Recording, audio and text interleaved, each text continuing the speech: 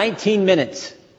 19 minutes. 4 years ago on Inauguration Day, January 20th, 2017, 19 minutes into President Trump's administration, at 12:19 p.m., the Washington Post headline was, "Campaign to impeach President Trump has begun."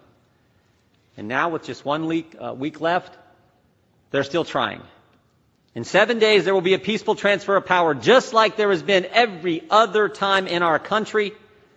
But Democrats are going to impeach President Trump again. This doesn't unite the country. There's no way this helps the nation deal with the tragic and terrible events of last week that we all condemn. And Republicans have been consistent. We've condemned all the violence all the time. We condemned it last summer. We condemned it last week. We should be focused on bringing the nation together. Instead, Democrats are going to impeach the president for a second time 1 week before he leaves office. Why? Why? Politics and the fact that they want to cancel the president. The president who cut taxes, the president who reduced regulations, the president prior to COVID had the greatest economy, lowest unemployment in 50 years, the president who got us out of the Iran deal, put the embassy in Jerusalem, brought hostages home from North Korea, put 3 great justices on the Supreme Court, gave us a new NAFTA agreement, the Abraham Accords, the COVID vaccine, and who built the wall. It's about politics. This is about getting the President of the United States. They spied on his campaign before he was elected. 19 minutes into his presidency, they started the impeachment push. 3-year Mueller investigation, 19 lawyers, 40 agents, 500 witnesses, 2,500 subpoenas, $40 million to find nothing. Impeachment round 1 based on an anonymous whistleblower with no firsthand knowledge who was biased against the president and who worked for Joe Biden. And now it's impeachment round 2. It's always been about getting the president no matter what. It's an obsession that is now broadened. It's not just about impeachment anymore. It's about canceling, as I've said, canceling the president and anyone that disagrees with them.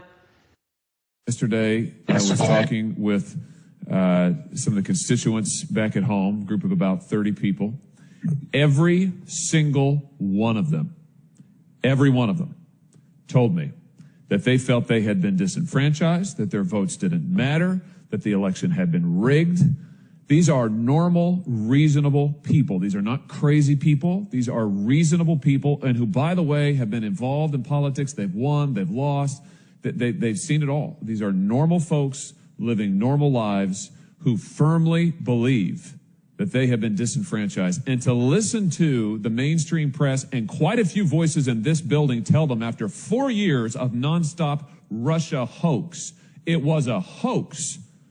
It was based on, the whole Russia nonsense was based on, we now know, lies from a Russian spy. The Steele dossier was based on a Russian spy. After 4 years of that, being told that the last election was fake and that Donald Trump wasn't really elected and that Russia intervened, after 4 years of that, now these same people are told, you just sit down and shut up. If you have any concerns about election integrity, you're a nutcase. You should shut up. Well, I tell you what, 74 million Americans are not going to shut up, and telling them that their views don't matter and that their concerns don't matter and they should just be quiet is not a recipe for success in this country. It's not a recipe for the unity that I hear now the other side is suddenly so interested in after years of trying to delegitimize President Donald Trump. So suffice it to say, I'm not too keen on lectures about how Missourians and others who voted for President Trump and now have some concerns about fraud, about integrity, about compliance with the law, should just be quiet, and that they are somehow not patriotic if they raise these questions. I mean, it's absolutely unbelievable. The forgotten men and women of our country will be forgotten no longer. The time for empty talk is over. Now arrives the hour of action.